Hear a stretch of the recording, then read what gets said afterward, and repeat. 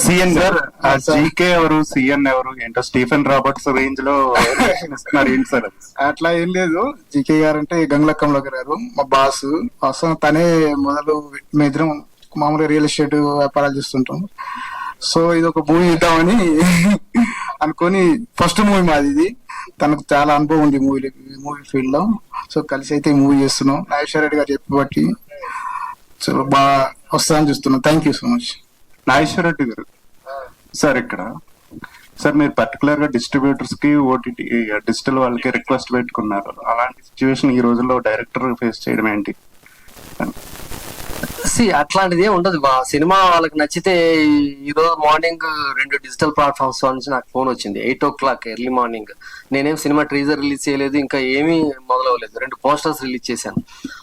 So వాళ్ళకి నచ్చాలి cinema.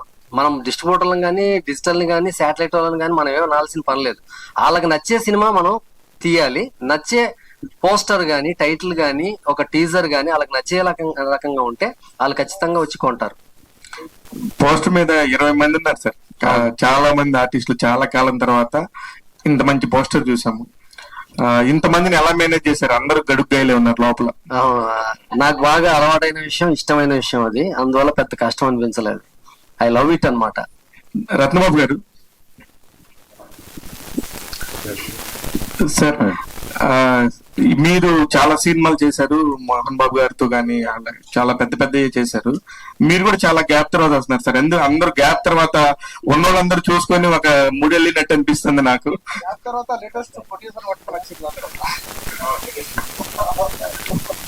అందరి హాయ్ అండి.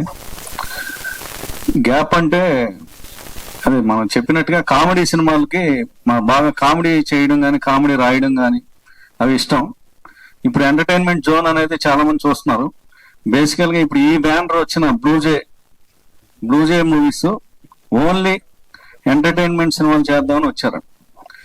గంగుల కమలాకర్ గారు కానీ, చందు గారు కానీ ఎంటర్టైన్మెంట్ సినిమాలు ఆడియన్స్ కి ఇద్దాం.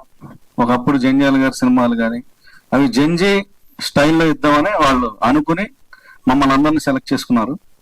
అట్లా ఈ అవకాశం వచ్చింది. వీటన్నిటికీ వెంకటేశ్వర స్వామి కూడా కారణం. వీళ్ళందరికంటే ఇప్పుడు అంజి గారు అందరూ జంజీలతో తీయాలని, జంజీల కోసం సినిమా తీయాలని ప్రొడ్యూసర్స్ అందరూ ఓజీల్ని పట్టుకున్నారు.